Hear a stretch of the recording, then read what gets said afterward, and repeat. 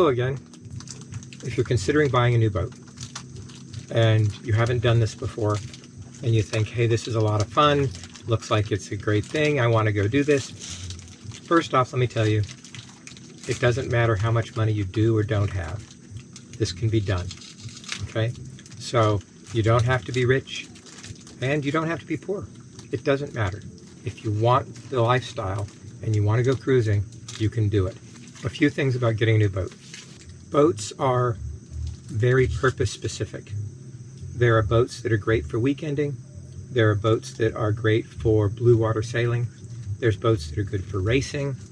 There's all different flavors of boats in all different shapes and sizes. And so one of the first things that you want to do is find out what it is in your own mind that you actually want to do. And then you find a boat that will do that for you. And this will also make it a lot easier to find a boat because it will limit the playing field a little bit so that you don't have to look at so many different boats. So decide first what it is that you would like to do, and then buy a boat that is designed for that purpose. For us, we like long distance, long-term cruising, living aboard the boat, and going wherever we want to go, whenever we want to go. So I wanted a boat that could go anywhere, and I wanted a good strong boat. One of the things that is necessary is if you're going to go offshore, you want a really strong boat because you don't know what type of situation you're going to get into. Like I said in a previous video, I mean, we got knocked down. If we hadn't had a good stout little boat, we might not have survived that. The boat will save your life. So as a general rule, I say get a strong boat. So what are some of the things that we looked for in a boat? We wanted something that is sea kindly. And by sea kindly, I mean that it's comfortable in the waves. A lot of boats will bounce around on the waves like a top. They're just all over the place. And they're really squirrely, they're hard to steer, and they're very responsive. They make good race boats, but that doesn't make them sea kindly. So you want a boat that's sea kindly. You want a boat that's stout, that's strong. You want a keel-stepped mast. That means the mast goes all the way down to the keel of the boat, as opposed to being stuck on the cabin top. But I want to say one caveat about keel-stepped versus deck-stepped masts. There's a whole argument that goes on as to which is better, and let me explain. If you get in a really bad situation, let's say offshore, right? And you get knocked down. Maybe you can get rolled over. Maybe you get pitch-poled. Few boats will survive being pitch-poled, by the way. But most sailboats can roll all the way over, do 360 degrees, and they'll still come back upright again. However, when that happens, oftentimes, if the mast is going to break, it's going to break, and when it does, if it's keel-stepped, the mast will break the entire cabin top, or it goes through the cabin top, it'll break the cabin. And the bottom of the mast will come loose from the step, and it'll swing around inside the cabin and tear everything up. It can be very dangerous. And then when the mast is still connected by some of the standing rigging, it will continue to flop around and make a mess. And now you have a big hole in the top of your deck, okay? A deck-stepped mast in that scenario will break off at the deck and it'll flop around on the outside, but it won't destroy your cabin top. So there's this whole debate between deck-stepped or keel-stepped. My personal preference, I prefer a keel-stepped mast. If I lose half my standing rigging, the mast will still stand up, unless it's a really extreme situation. So I'd prefer that. But there is an argument to be had for deck-stepped masts being safer if you are going to be dismasted. Hopefully, none of us ever get in a situation where we've been dismasted. But I'm sure if you look hard enough, you'll find people that have been dismasted and they can tell you what happens. I don't want to ever be that person. Anyway, my preference, I want a keel-stepped mast. Keel. If you have a fin keel, that's just a straight piece that goes down under the boat, it's generally fairly thin and it's generally fairly weak. And if you run hard aground with a fin keel, you can seriously damage the keel and potentially seriously damage the boat, especially if that keel breaks off, right? You can end up with a very large hole in the bottom of your boat. And it puts a lot of stress on the connection point between the keel and the hull of the boat. So I don't generally want a fin keel. A fin keel is much faster. It's much more maneuverable, okay? You can have a tighter turning radius, but it's a weaker piece. So I prefer what's called a cutaway keel. It looks, a full keel boat, if here's the hull of the boat, the full keel starts at the bow, goes all the way to the stern, and then comes up. A cutaway keel has a 4-foot that's cut away. It's not rounded all the way down. It's a cutaway 4-foot, comes back, and then instead of going full keel back, it comes up. But it is still part of the boat. It's completely encased. The hull of the boat comes down like this, rather than having a fin attached to the bottom of the boat. So that's much stronger, and it gives you similar maneuverability to having a fin keel. So I would prefer a cutaway 4-foot and cutaway at the back. Then you have a rudder. The rudder, there's 3 basic types of rudders. One of them is just simply a rudder dangling down in the middle of nothing. It's only connected to the boat by the shaft that holds the rudder. Then you have what's called a skeg rudder. The skeg means that there's a piece that looks like the keel that comes down here and then clamps to the bottom of the rudder, right? So you have this piece in the front that comes down. That's a full skeg. You can also have what's called a half skeg, okay? So a full skeg rudder is better than a half skeg rudder because if you get caught in the surf, you don't destroy your rudder. The last thing you want caught in the surf or stuck on a sandbar in the intercoastal somewhere is to destroy your rudder and lose steering. It's bad enough when you lose the steering because of a broken cable or a broken chain or something like that. But to lose your entire rudder, this is bad. Not to mention that shaft that goes up in the boat, if you really damage the rudder, you can break the bottom of the hull where it goes through. And then you have a huge hole in your boat and a lot of leakage. So from a durability standpoint, a full skeg rudder is better. Now, your typical cruising boat has a cutaway keel with a full skeg rudder. In my book, if you're not going to have a full keel boat, which is probably the most sea-kindly boat, a full keel, is to have, if you want sort of the balance between your maneuverability and your strength, is to go with a full skeg rudder and a cutaway keel. So we have full keel, cutaway keel, full skeg rudder, trying to make a sea-kindly boat. Now, how big a keel? Well, obviously the deeper and the heavier your keel, the more your boat's going to stay upright. If you have a smooth bottom boat with a fin keel, she's going to rock a whole lot and she's going to sit right up on top of the waves. She's going to be fast. You might even be able to get the boat up on a plane and surf down a wave. But you give up durability when you do that, and you give up sea kindliness, and I prefer sea kindliness.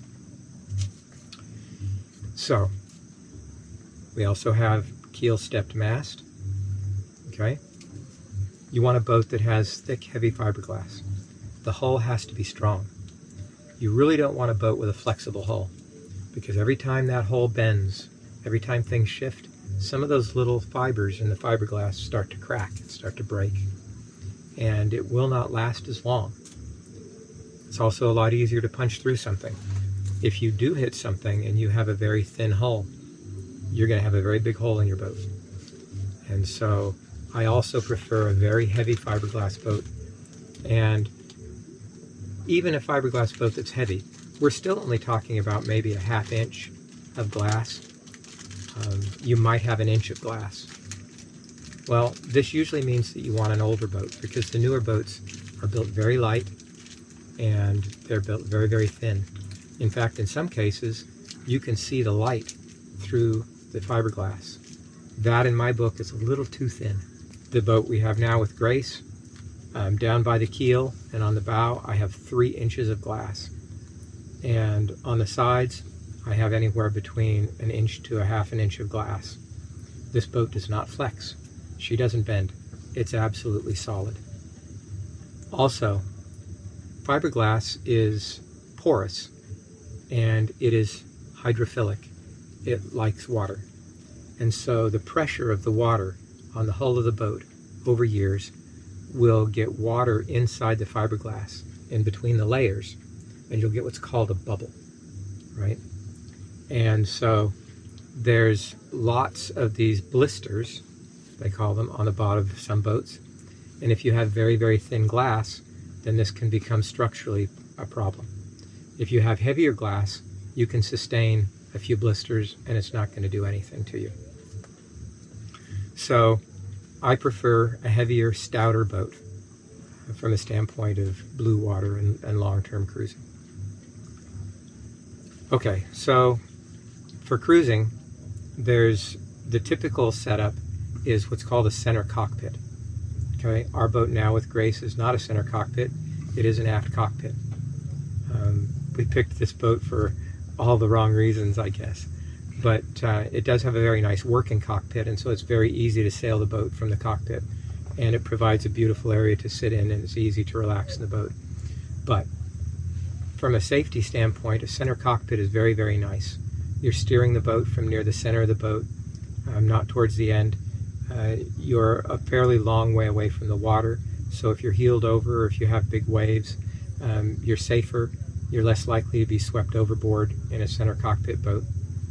And it also gives you a large cabin in the aft, and usually it gives you an engine room. So in our boat, because we're an aft cockpit boat, we don't have an engine room and we don't have an aft cabin that is as big as it would be in a center cockpit boat. So your typical cruising design, and what we were looking for when we were looking for this last boat that we have now with Grace, we were looking initially for a center cockpit boat. So once you have your boat and you've got a good stout boat and you think it's a nice solid boat, the likelihood is that even though somebody tells you that this is a ready-to-go boat, and even though the surveyor comes in with a clean survey, let me tell you, it doesn't matter how clean the boat is.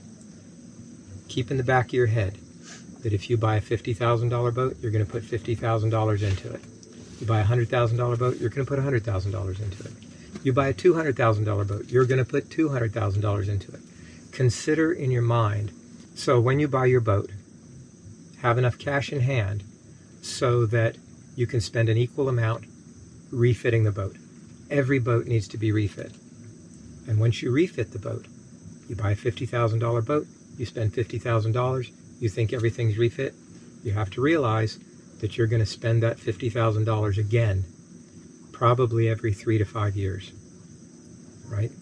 So if you get a boat that's been around the world, you know, and this people who sell you the boat say, hey, we have circumnavigated with this boat, it's a strong boat, she'll take you anywhere. May well be the case, but you know what? She's worn out. Unless the refit was done just before you bought it, you're going to have to refit the boat. If you do refit the boat, you know all the systems. You know what's new, you know what's not, you know what's going to fail, you know what's not going to fail, and you know how to fix it in case it does. It's a really good idea before you start this that you like fixing things. If you hate fixing things and you want to hire people to do all the work, it's going to cost you a fortune. Just remember, the cost of doing things is really, really high, and the cost of parts is really big too. So you're going to spend the money one way or the other. But if you can do the work yourself, you can probably save half the cost, and you'll know better how to fix the boat. And if you get in an out of the way place, there's nobody to help you. You've got to do it yourself anyway. So if you're going to do this as a lifestyle, and you're going to leave and go to distant lands, and everybody wants to go to distant lands, right? You better be ready to fix your own boat. And if you're not ready to fix your own boat, you probably better pick a different hobby. or have a lot of money. So, cost of the boat usually equals about cost of the refit. Okay. Now, on Grace, we have not achieved the refit cost yet. We're close. But I have an attitude that if it's not broke, don't fix it. Size of boat. 2 people, 35-foot boat, 36-foot boat is great. I know a person who went transatlantic 3 times on a 28-foot boat. You don't need a big boat to do it necessarily. But they were single-handing and they were all alone. And the smaller the boat is, the easier it is to handle by yourself. However, when you get out on the waves, it bounces around like a cork the smaller it is. So most cruising boats tend to be somewhere between 40 to 50 feet. Once you go beyond 50 feet, it's a little bit tough to single-hand a boat over 50 feet. It's just a lot of sail, it's a lot of rope, things are bigger, heavier, everything's harder to do. So if you're just a couple and you want to go cruising, you can go out on the deep ocean in a 40-foot boat just fine, and it's easy to single-hand. It's small enough that you can work it. 45 is also good. If you start getting into the 50-foot range, you need to think about whether you're strong enough to actually do this. And let me tell you, a lot of boats out there with electric winches and all kinds of fancy electronics to do it for you, they're going to break. And when they do, you're going to be back to manual. So make sure that you can handle the boat as a manual boat.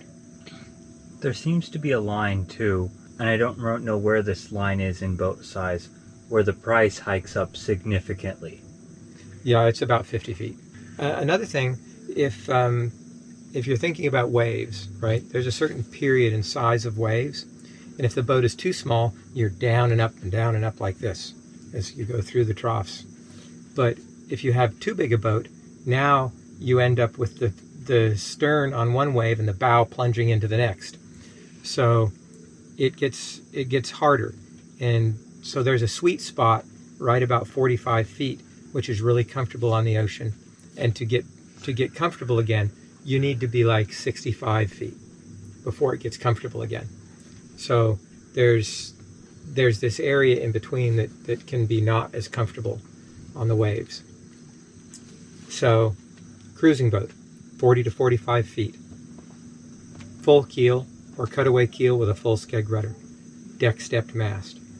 Some boats are a ketch.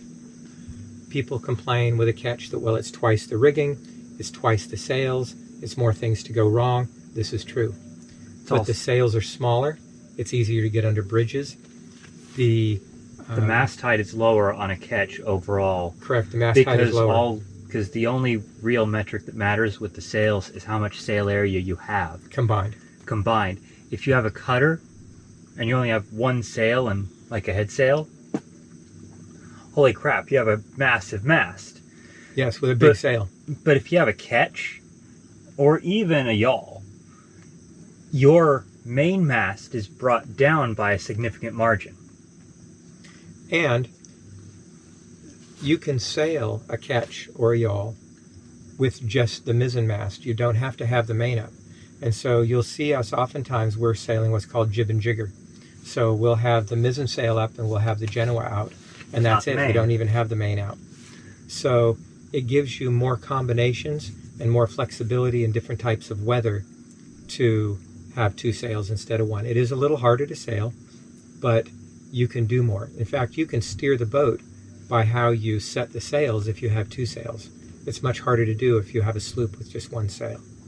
A cutter has a boom on the head sail, and they're very nice for coming to weather because you can point really hard to the wind, but they also take up a lot of deck space, and so it becomes difficult to have a good place to put your dinghy.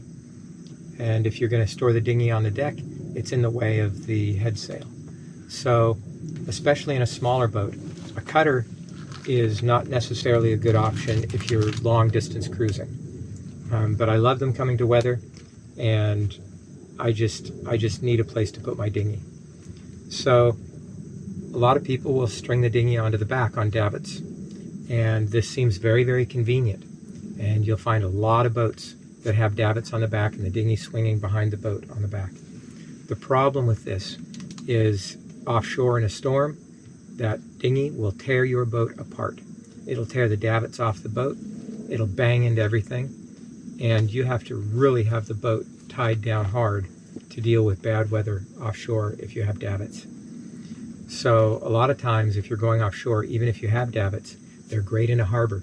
You can get the dinghy out of the water really easily. I'm not saying they're not convenient. They're nice, right? Sometimes I wish I had one. But offshore, even if you have davits, take that dinghy off the davit and put it on the cabin. Find a place to put it.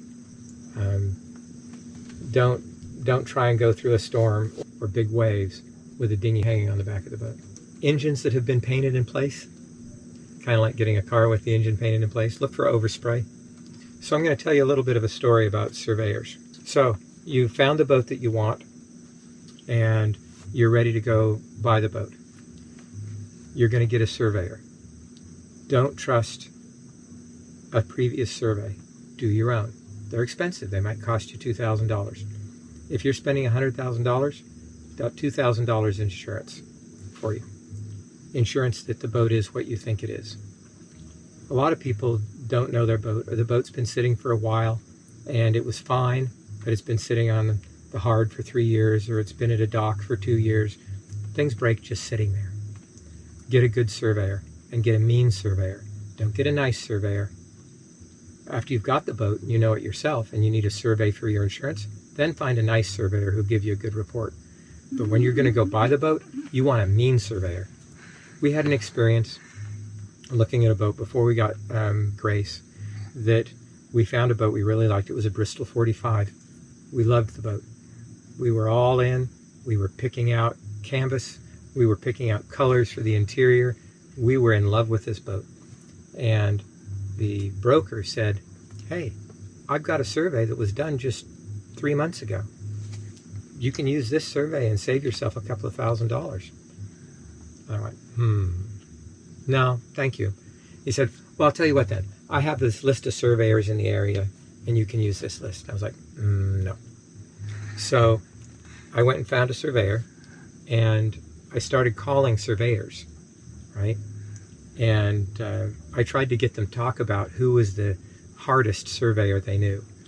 And they didn't want to talk about it. The surveyors didn't want to give information on other surveyors. That was hard to come by. So I started asking everybody I knew that I bumped into in the area, who was the toughest surveyor?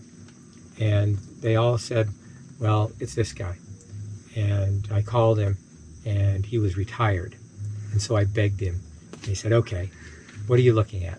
And I told him, "Where are you?" And I told him. He says, "Okay, that's easy and it's close. I'll do it." And so he came by. So I'm standing out there with the broker and my wife, and we're standing out there, and Hannah and I are talking about canvas. And the surveyor's on the boat for about 15 minutes. And he comes up to me, and he pulls me aside from the broker, walks me down the dock a little ways, and he looks at me and he says, "What's your tolerance for pain?" And I said, "About 20 grand. And he said, "Well, this is going to be at least that, and I'm not even done yet. What do you want to do?" And I said, "What's wrong with the boat?" He said, "I'll show you."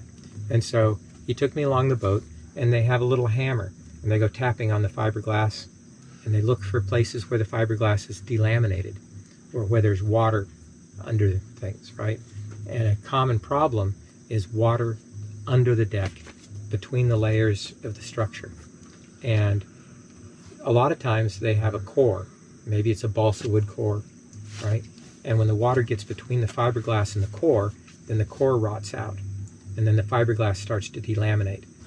And when that happens, you can have to replace the whole deck, or at least a portion of it. And so he started tapping around with his little hammer to show me where the voids were and where the rot was. And it was an all fiberglass boat. It wasn't wood, but there was a lot of water under the deck, and it was weak. And so in that particular case, we would have had to replace about 50% of the deck. And it probably would have cost $25,000 or $30,000. And the big thing was not the money. because the boat was priced well enough that I could sustain, there's our ship's bell, that I could sustain the cost and still have a reasonable price for the boat for what it was worth. The problem was it would have been about 6 months work. And I really didn't want to wait for 6 months to get on the boat. I really wanted something that was a little more ready to go. And so we had to turn that one down.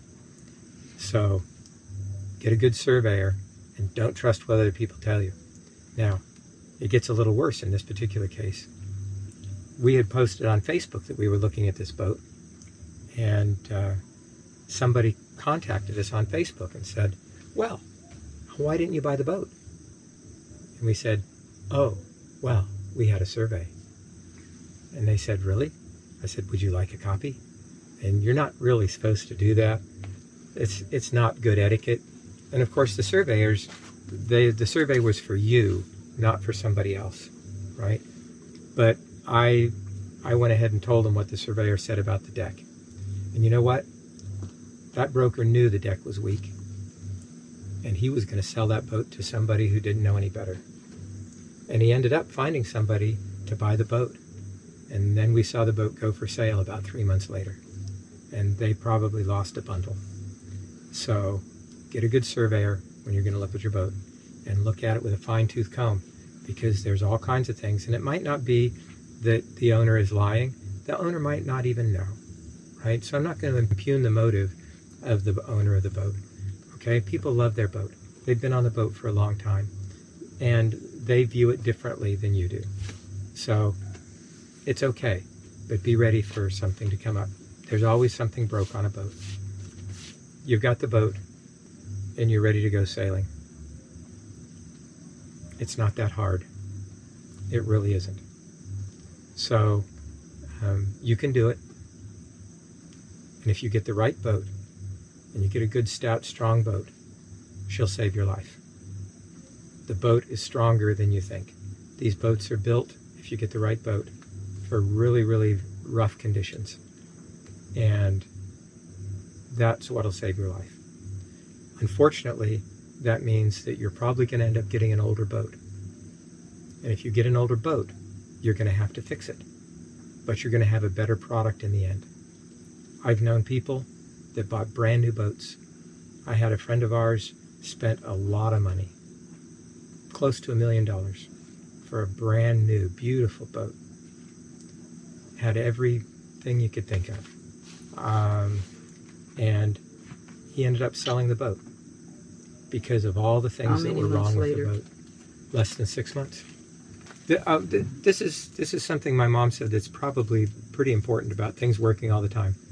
If you get a boat that was built to be a weekender boat, you know, it's just something you take out once a month and you go racing in a regatta with, and maybe you spend a weekend on your boat every now and again. You don't use the systems that much. And so something like toilets, right? The pumps, the water pump. If you go to West Marine and you buy a water pump from a good name brand like SureFlow, right? That water pump is not designed to operate 24/7 for a liveaboard. There are bulletproof pumps. Here's one right here. This is one of my spare pumps. Is that one of the working ones or one of the ones we have to repair? This is one of the ones I'm going to repair. It's one of my spares. Yeah. But those pumps are expensive. So you can go get a fresh water pump for a couple $100. And you know what? It'll last 6 months or a year. If you only use it one weekend, it'll last you 5 years. But you use it every day, it'll wear out in 6 months. But if you're looking for a new boat, you can do it. And those are some of the things to look for. Talk to you next time. Hey folks, like, subscribe, tell your friends. It really does help. And it helps the channel grow. It helps us get higher in the search engines. And if you do feel like you can, please donate and help us out on the journey and help us restore this boat. We have a Patreon link. We also have a PayPal link on our website.